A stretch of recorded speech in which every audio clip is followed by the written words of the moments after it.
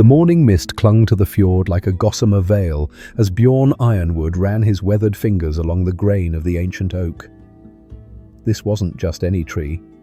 This was a giant that had stood sentinel for 3 centuries, watching over the Norse settlement of Kaupang with the patience of the gods themselves.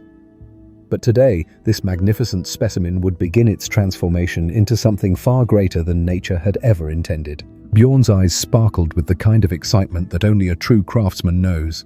He had been working wood since he could barely lift an axe, learning the sacred art from his father, who had learned from his father before him, in an unbroken chain stretching back to the very dawn of the Viking Age.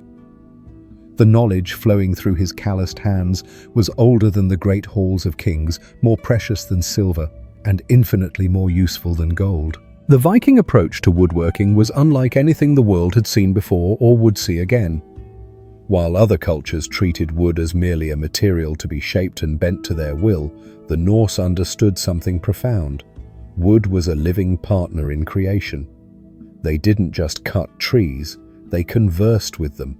They didn't just carve wood, they coaxed it into revealing its hidden potential. As Bjorn hefted his bearded axe, a tool so perfectly balanced it felt like an extension of his own arm, he began the ancient ritual of felling. But this wasn't the brutal hacking that lesser craftsmen might employ. No, this was a dance, a careful choreography between man and tree that had been perfected over generations. Each strike was placed with surgical precision, following the natural stress lines of the wood working with the grain rather than against it. The sound that echoed through the forest wasn't the harsh crack of destruction, but the rhythmic song of creation beginning. Other villagers paused in their morning tasks to listen, recognizing the distinctive cadence of a master at work.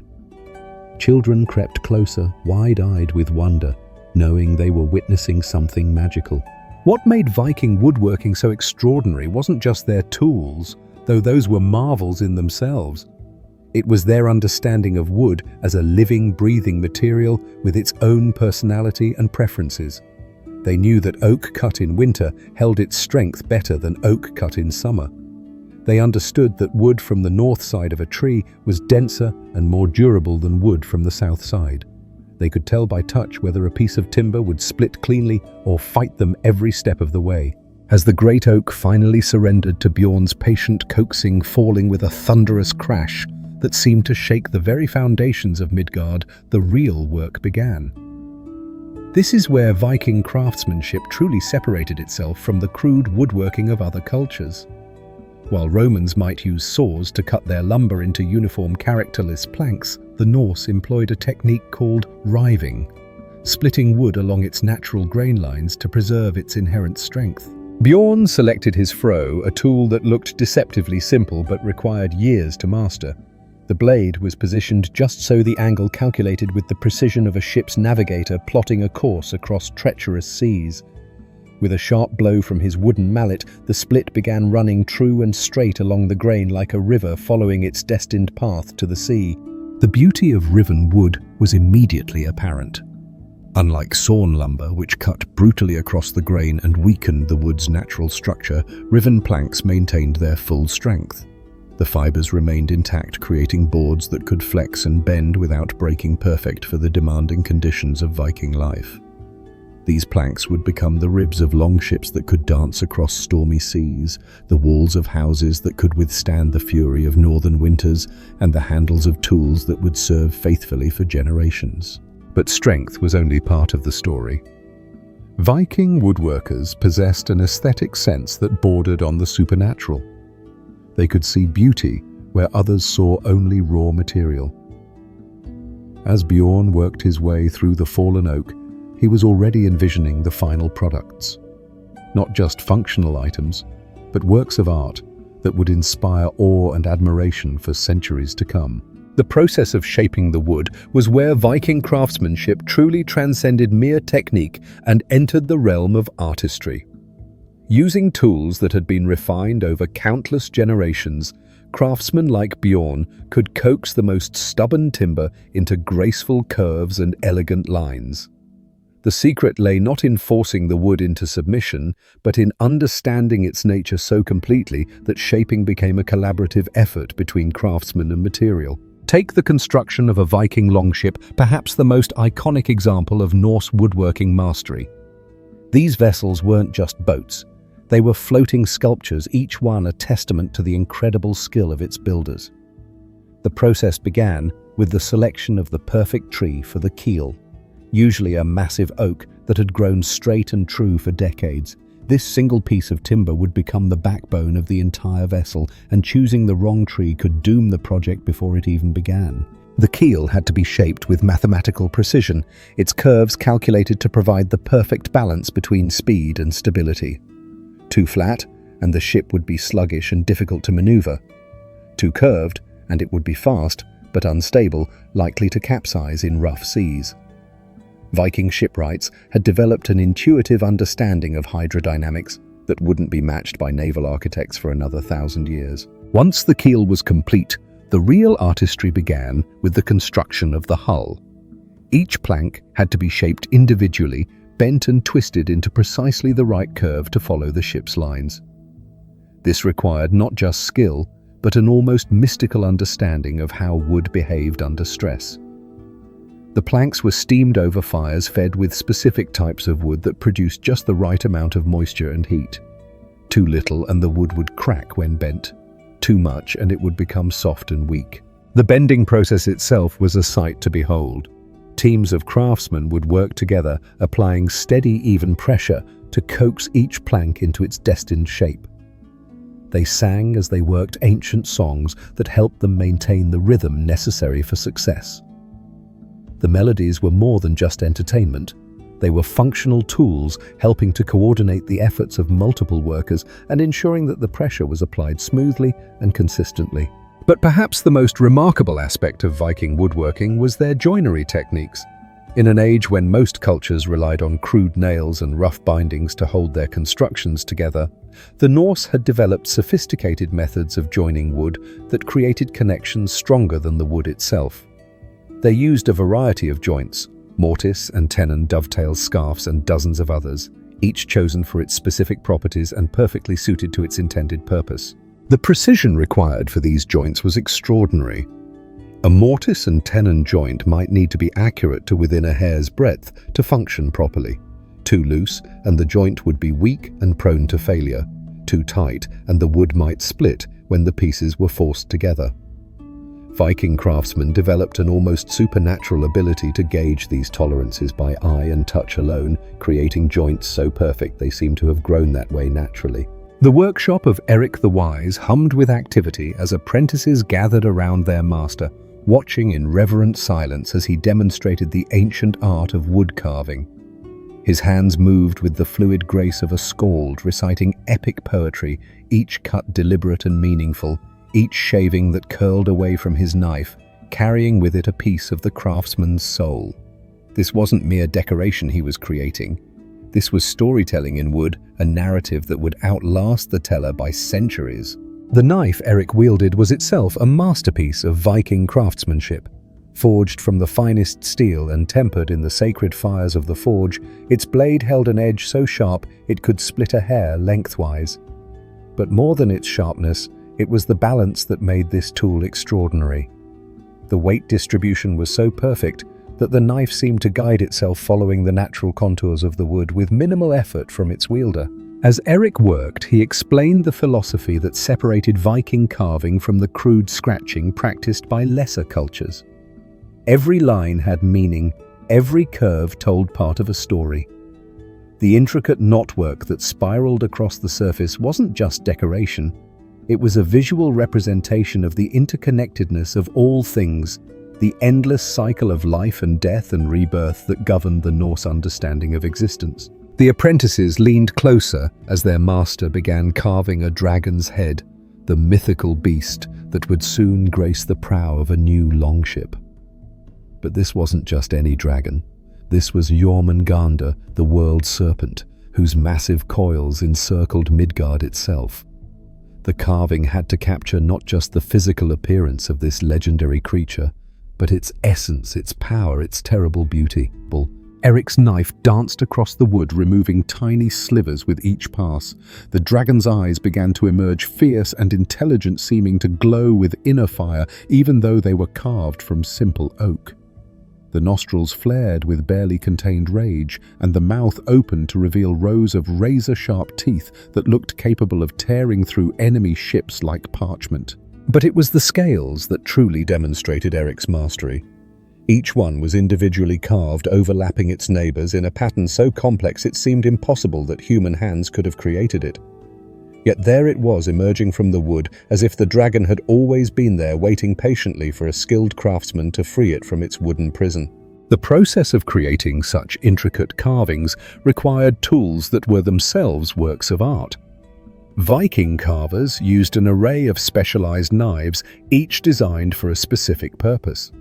There were straight blades for long flowing cuts, curved blades for following the contours of complex shapes, and tiny detail knives for the finest work. Some blades were so small they looked more like needles than knives, yet in the hands of a master they could create details so fine they seemed to have been painted rather than carved. The wood itself was chosen with the same care that a warrior might select his sword. Different types of wood had different properties, and a master carver knew exactly which species would best serve his purpose. Oak was strong and durable, perfect for ship carvings that would face the fury of wind and wave. Ash was flexible and resilient, ideal for tool handles that needed to absorb shock without breaking. Pine was easy to work and held detail well, making it perfect for decorative panels and household items. But beyond the practical considerations, there were spiritual ones as well. The Norse believed that trees were sacred, each species connected to different gods and possessing its own magical properties. Yew was associated with death and rebirth, making it perfect for rune staves and magical implements. Birch was connected to new beginnings and purification, often used for ceremonial objects. Rowan was believed to offer protection against evil spirits, frequently chosen for amulets and protective charms. The preparation of the wood was a ritual in itself. The timber had to be seasoned properly, dried slowly and carefully to prevent cracking and warping. This process could take years, requiring patience that modern craftsmen could barely comprehend. But the Vikings understood that good things took time, and they were willing to wait for perfection. Once the wood was ready, the real artistry began. Viking carvers didn't work from detailed plans or sketches. They carried the designs in their heads, passed down through generations of oral tradition.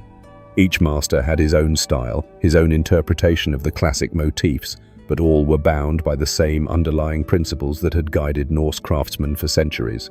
The carving process itself was meditative, almost trance-like. As Eric worked, he seemed to enter a different state of consciousness. His awareness focused entirely on the interaction between blade and wood. The outside world faded away, leaving only the craftsman, his tools, and the emerging artwork. This deep focus was essential for creating the level of detail that characterized the finest Viking carvings. Hours passed unnoticed as the dragon head took shape under Eric's skilled hands. The apprentices watched in fascination, occasionally asking questions that their master answered without ever looking up from his work. He explained how the grain of the wood influenced the direction of each cut, how the natural color variations could be used to enhance the visual impact of the carving, how the play of light and shadow across the carved surface could bring the piece to life. As the day wore on, other craftsmen in the village pursued their own specialties, each contributing to the rich tapestry of Viking material culture. In the cooper's workshop, Olaf Barrel Maker was demonstrating the ancient art of creating watertight containers without using a single nail or piece of metal. His barrels were marvels of engineering, held together entirely by the precise shaping of the wooden staves and the tension of iron hoops. The process began with the selection of the wood, usually oak, for its strength and natural resistance to rot. Each stave had to be cut to exactly the right dimensions and shaped with mathematical precision. The sides were slightly curved, tapering from wide at the middle to narrow at the ends, creating the characteristic barrel shape that provided maximum strength with minimum weight. But the real magic happened in the shaping of the staves. Using a tool called a draw knife, Olaf would carefully remove wood from each piece, creating the subtle curves that would allow them to fit together perfectly. The tolerances were incredibly tight. A difference of even a few thousandths of an inch could result in a barrel that leaked or fell apart under pressure. The assembly process was equally demanding. The staves had to be fitted together in exactly the right order, each one supporting its neighbors in a complex web of mutual dependence. Temporary hoops held the pieces in place while Olaf worked gradually tightening them to pull the staves together into their final configuration. The final step was the most critical, testing the barrel for leaks. Olaf would fill it with water and examine every joint, every seam, looking for the telltale signs of moisture that would indicate a flaw in the construction. A properly made barrel would hold water indefinitely, its wooden walls actually swelling slightly when wet to create an even tighter seal. Meanwhile, in another part of the village, Gunnar the wheelwright was pursuing his own specialized craft. Viking wheels were marvels of engineering designed to withstand the punishing conditions of northern roads while carrying heavy loads across vast distances. The process of creating a wheel began with the hub usually carved from a single piece of seasoned elm or oak. The hub had to be perfectly round and precisely centered, with holes for the spokes drilled at exactly the right angles. Any deviation from perfection would result in a wheel that wobbled or wore unevenly, potentially causing catastrophic failure at the worst possible moment. Gunnar used tools that had been passed down through his family for generations, each one worn smooth by countless hands but still perfectly functional. The spokes were perhaps the most critical component of the wheel. They had to be strong enough to support enormous loads, yet flexible enough to absorb the shocks and vibrations of travel over rough terrain. The wood was carefully selected and shaped, each spoke individually fitted to its socket in the hub. The joint between spoke and hub was reinforced with wedges and sometimes iron bands, creating a connection that would last for decades of hard use. The rim of the wheel presented its own unique challenges, requiring a technique that few craftsmen outside of Scandinavia had mastered. Gunnar would select long, straight pieces of ash or hickory, then steam them over carefully controlled fires until they became pliable enough to bend into the perfect circle. This process required exquisite timing. Too little heat, and the wood would crack when bent too much, and it would become weak and unreliable. As the steamed wood cooled in its circular form, it retained the shape, permanently creating a rim that was both incredibly strong and perfectly round. The rim was then fitted to the spokes with joints so precise they seemed to have grown together naturally. Iron tires were sometimes added for extra durability, but the wooden construction alone was often sufficient for the demands of Viking transportation. The finished wheel was a thing of beauty, its smooth curves and perfect proportions reflecting the aesthetic sensibilities that characterized all Viking craftsmanship. But more than beautiful, it was functional in ways that wouldn't be equaled by other cultures for centuries. These wheels could carry massive loads across the roughest terrain, their flexible construction absorbing shocks that would shatter more rigid designs. In the Great Hall of Jarl Magnus, the finest example of Viking architectural woodworking stood as a testament to the incredible skill of Norse builders. The massive timber frame rose like a forest of perfectly shaped trees, each beam and post positioned with mathematical precision to distribute the enormous loads of the roof structure. But this wasn't just engineering, it was art on a scale that took the breath away. The construction of such a hall began years before the first timber was cut, with the careful selection and preparation of the trees that would form its bones. Master builders like Thorvald the Hallwright would walk through forests for days, examining hundreds of trees, before selecting the few that met their exacting standards. Each beam had to be perfectly straight, free from knots or defects, and cut from wood that had grown slowly and steadily over decades. The process of shaping these massive timbers required tools and techniques that had been refined over generations. Great two-man saws, their blades longer than a warrior's spear, would make the initial cuts. But the real shaping was done with axes and adzes tools that allowed craftsmen to follow the natural contours of the wood while creating the precise angles and joints required for the structure. The joints themselves were marvels of engineering that modern builders still struggle to replicate.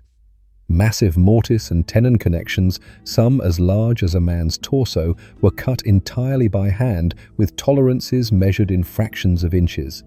When these joints were assembled, they created connections stronger than steel, able to withstand the enormous stresses of wind and weather for centuries. But perhaps the most impressive aspect of Viking hall construction was the way these massive structures were assembled without the use of a single nail or metal fastener. Every connection was made through the precise shaping of the wood itself, creating a building that was held together entirely by the skill of its builders and the natural properties of the timber. The raising of such a hall was a community event that brought together craftsmen from across the region. Teams of workers would coordinate their efforts with the precision of a military operation, lifting massive beams into position using nothing but ropes, levers, and human muscle. The process could take weeks, but when it was complete, the result was a structure that would stand for generations, a monument to the incredible skill of its builders. Inside the hall, the artistry continued with carved posts and beams that told the stories of gods and heroes. These weren't mere decorations, but integral parts of the structure, load-bearing elements that had been transformed into works of art. The carvings were so detailed and lifelike that visitors often felt as though the wooden figures might step down from their perches and join the festivities below. The furniture within these halls was equally impressive, each piece crafted with the same attention to detail that characterized all Viking woodworking. Tables that could seat dozens of warriors were carved from single massive slabs of oak, their surfaces polished to a mirror shine that reflected the flickering light of the great hearth. Chairs fit for kings were constructed with joints so precise they seemed to have been grown rather than made, their high backs carved with intricate patterns that told the stories of the families who owned them. But it wasn't just the grand pieces that demonstrated Viking craftsmanship. Even the humblest household items were created with a level of skill that bordered on the miraculous. Wooden bowls were carved so thin they were almost translucent, yet strong enough to last for generations.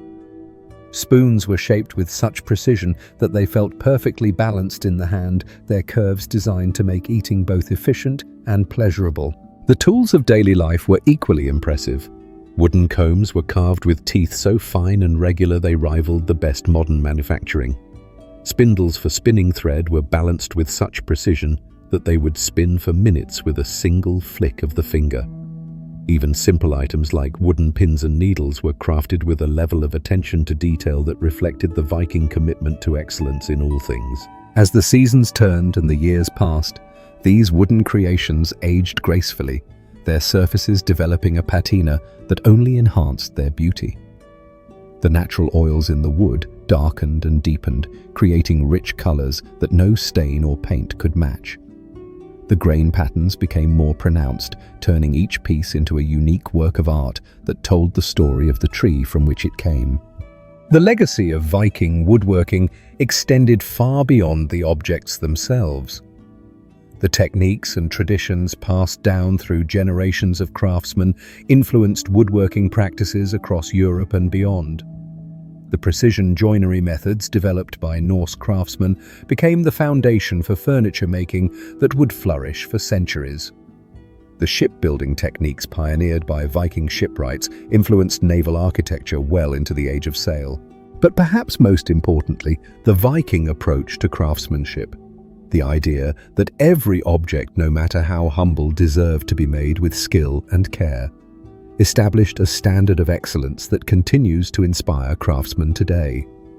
In an age when mass production has largely replaced individual craftsmanship, the example of the Viking woodworkers reminds us of what can be achieved when skill, patience, and pride in one's work come together. The workshops of the Viking Age have long since fallen silent, their tools buried beneath centuries of earth and snow. The great halls have crumbled their massive timbers, returning to the soil from which they came. But the spirit of Viking craftsmanship lives on, preserved in the few surviving examples of their work and in the traditions they established. Modern craftsmen who take the time to study Viking techniques are amazed by their sophistication and effectiveness. Computer analysis of surviving Viking ships reveals construction methods that are still considered optimal by today's naval architects. Archaeological examination of Viking buildings shows joinery techniques that modern carpenters struggle to replicate even with power tools.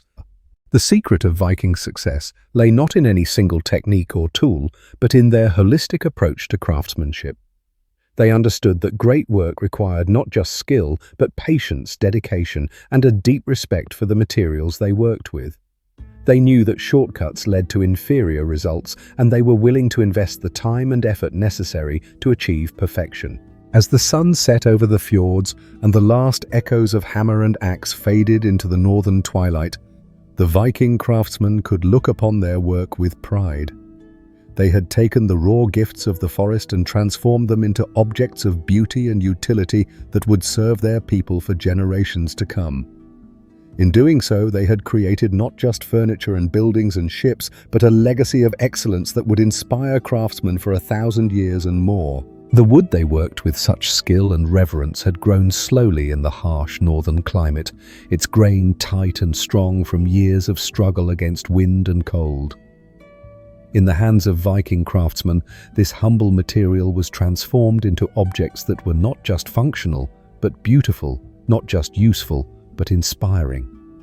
They proved that with enough skill and dedication, even the simplest materials could be turned into works of art that would outlast empires and inspire wonder across the centuries.